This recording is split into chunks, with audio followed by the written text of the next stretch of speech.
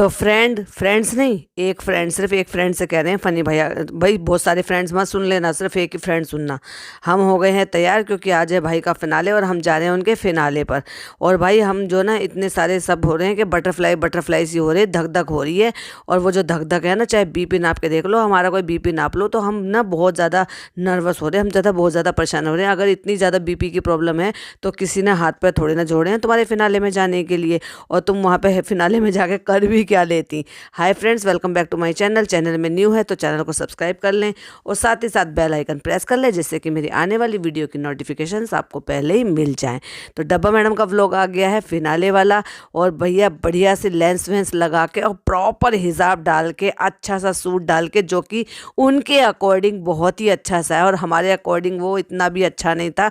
कोई भी designer dress वो ले सकती थी, किसी भी डिज़ाइनर से इतना तो वो अफोर्ड कर ही सकती थी। अपने भाई के फिनाले पे जा रही है अनटिल अनलेस जब तक उनको ये ना पता हो कि भाई जीतने वाले हैं क्या नहीं है, क्योंकि हो सकता है ये उनसे भी छुपाया गया हो और ये भी हो सकता है कि उनको बता दिया गया हो, क्योंकि ये चीज़ें, मुझे ऐसा डाउट है कि ये सारी चीज़ें पहले ही खुल चुकी थी, क्योंकि सबके चेहरे पे जिस तरह की एक तरीके की मायूसी थी ना, उससे पहले ही अंदाज़ा लग रहा था कि वो नहीं जीते थे और वहाँ जो जीतने वाला है वो कोई और जीतने वाला है। भले चाहे ये ना बताया हो कि कौन जीतने वाला है, लेकिन ये ज़रूर पता था कि वो नहीं जीतने वाले हैं। हिजाब नहीं सेट कर पाई थी तो चलो यहाँ पे बांध लेती हूँ।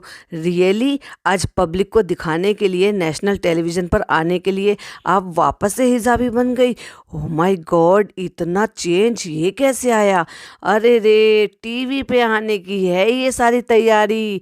अदरवाइज तो आपको तो वही आदत है ना, काले दुपट्टे को सर पे ढक लेना और कान के पीछे कर लेना, और कभी कभी जब वो दुपट्टा सरक जाता है तो आगे से जो आपके बाल सारे झड़ चुके हैं, जो अब आपका जो गंजापन है वो दिखने लगता है। फिर जब वो अगर गलती से किसी के व्लॉग में आ जाए तो फिर उस पार्ट को कट करवा दो, ये चल रहा है। तो आपने जो हिजाब लिया है वो कोई इस्लाम के हिसाब से नहीं लिया है, और ना ही ये लिया है क्योंकि आप एक मुस्लिम लड़की हो, आपको हेड कवर करना चाहिए, आपको हिजाब लेना चाहिए। आपने उसके हिसाब से नहीं लिया, आपने इसलिए लिया है जिससे कि आप अपने बालों को ढक सको, जो कि बहुत बहुत बहुत ज़्यादा कम हो गए हैं, और आपका जो गंजापन है वो दिखने लगा है। तो चलो भाई, वो एक पंथ दो काज हो जाएंगे। एक तो मैं दिल जीत लूँगी अपनी उस ऑडियंस का जो ऑडियंस इस तरह की चीज़ों को पसंद करती है, और दूसरा मेरा ये भी कवर हो जाएगा।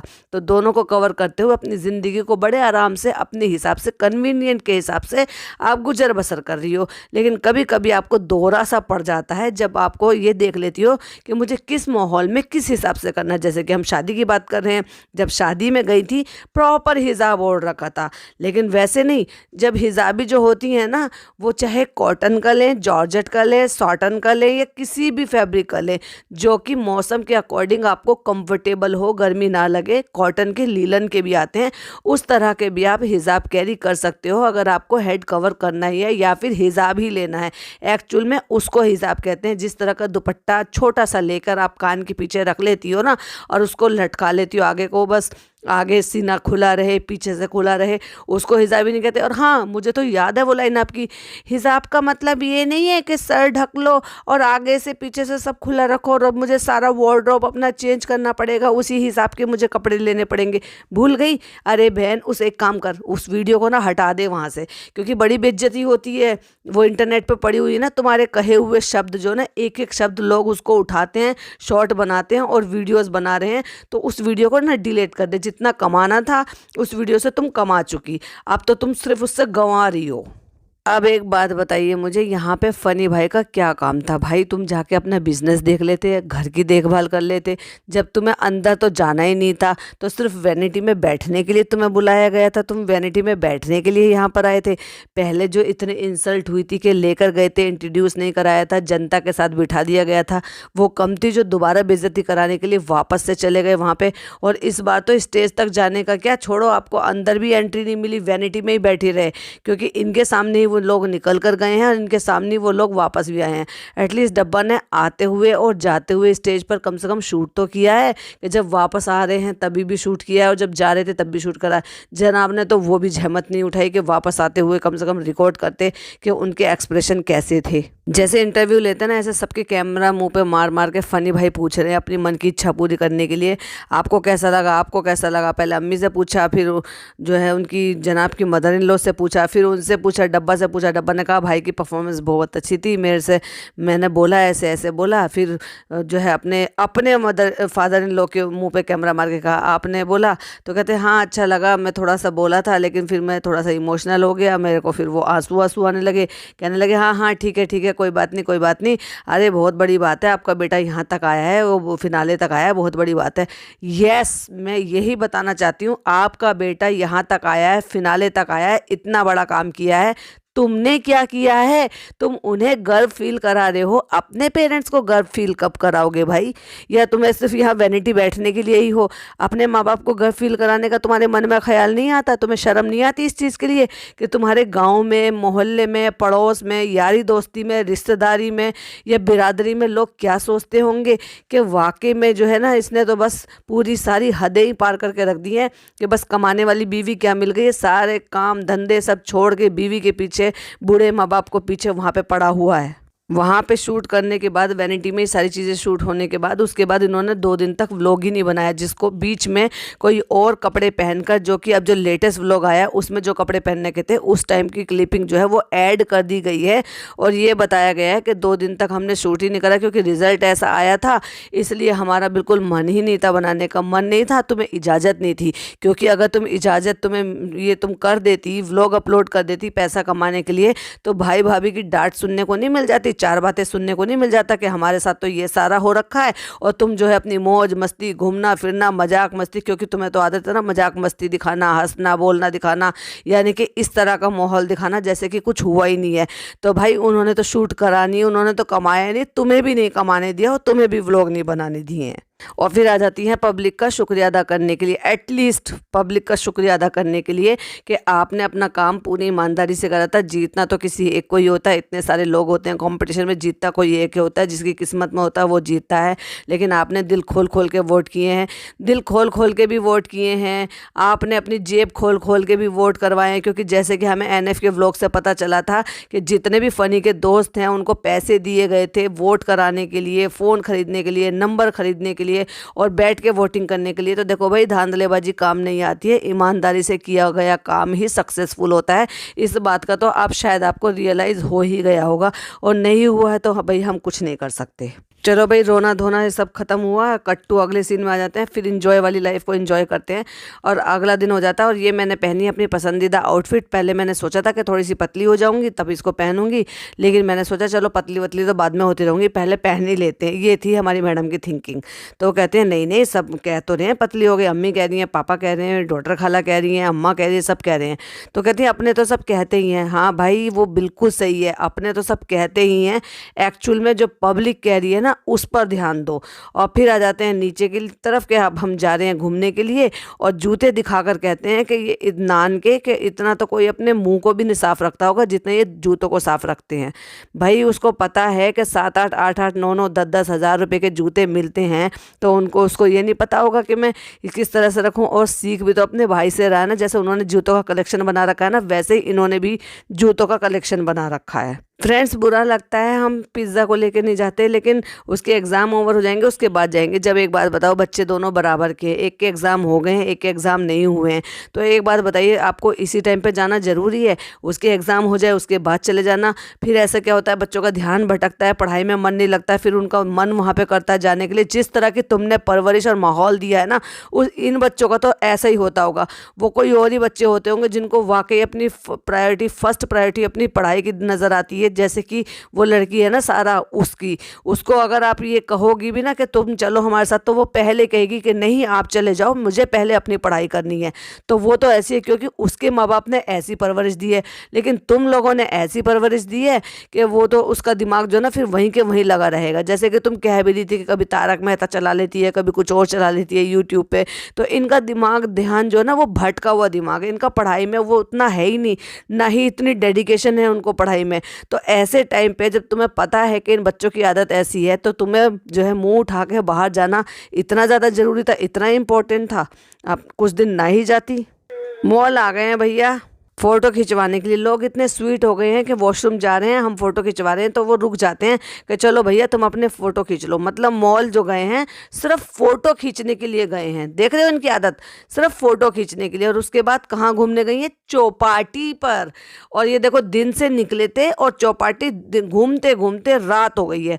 और ये वो हमें बंदी अकल दे रही है चौपाटी को साफ़ करने की कि इसको साफ़ रखो, जो गंदगी है, जो कूड़ा है वो अपने जो है पॉकेट में रख लिया करो। हम तो अपने पॉकेट में रख लेते। जिसने खुद अपने घर का कबाड़ा बनाया हुआ है, अपने घर को खुद इतना गंदा रखती है, अपनी अलमारी को इतना गंदा रखती है, अपने फ्रिज को भर के रखती है, फ्रिज में इतना पता नहीं कितने कितने दिन का खाना पड़ा रहता है, और अलमारियां जो अपनी अम्मी खाला से सुधरवाती है, ये वो ज्ञान दे रही है। अरे भाई पहले खुद पे तो आजमा, दूसरों को ज्ञान बाद में ही बांटना। और फिर उसके बाद बीच पे जाने के बाद फिर कट्टू 2 दिन बाद, यानी कि फिर 2 दिन के लिए गायब हो गई है। और 2 दिन बाद ये जो है वापस से फिर से व्लॉग शूट कर रही है। अब देखो 2 दिन तो इसने यहाँ पे कर लिए हैं और 2 दिन इसने फिनाले के बाद कर लिए, जबकि फिनाले के बाद इतना कंटेंट भी शूट कर लिया।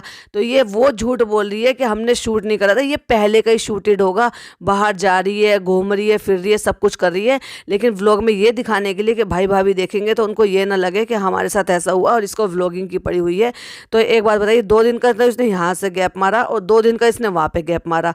ये बिना व्लॉगिंग करे हुए रह सकती है क्या? मुझे तो नहीं लगता। नीचे आती है और कहती है अम्मी पूरा सूट सफ़ेद पहनना कहा, भैया कुछ तो हो इसमें, कुछ तो नया हो, अलग तो हो। तो पिज़्ज़ा कहती है जितनी उसमें अकल है लोगों को लगेगा कि कुछ हो गया है। तो डब्बा कहती है मातम मना रहे। अरे यार शर्म आनी चाहिए, तुम कैसी औलाद हो, कैसी बेटी हो तुम। मतलब माँ ने सफ़ेद सूट क्या पहन लिया, तुम मातम तक ले आई बात को। छी, शर्म आनी चाहिए तुम्हें, छी। फिर दुपट्टा चेंज करके आ जाती हैं, बड़ा चटक से कलर का, रेड कलर का, मरून कलर का।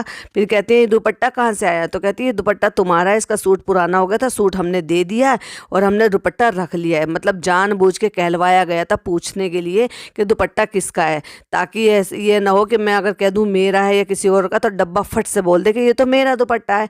इसलिए अम्मी ने सच बता दिया कि सूट तुम्हारा है, हमने सूट तो किसी को दे दिया था पर दुपट्टा रख लिया था। अब देख रहे हो इनको, दुपट्टा रख लिया और बिना दुपट्टे के किसी को सूट ऐसे ही दे दिया। तो कहती हैं अम्मी इंशाल्लाह जल्दी तुम जाओगी, तुमने तो उम्रा का अपनी वो खोली है ना, एजेंसी खोली है ना भेजने की, उम्रा पे भेजने की, तो भेज दो तुम, तुम्हारे पास तो पैसा भी बहुत है। तुम भाई 1 महीने में इतना कमाती हो तो अपनी अम्मी को उम्रा पे नहीं भेज सकती हो क्या?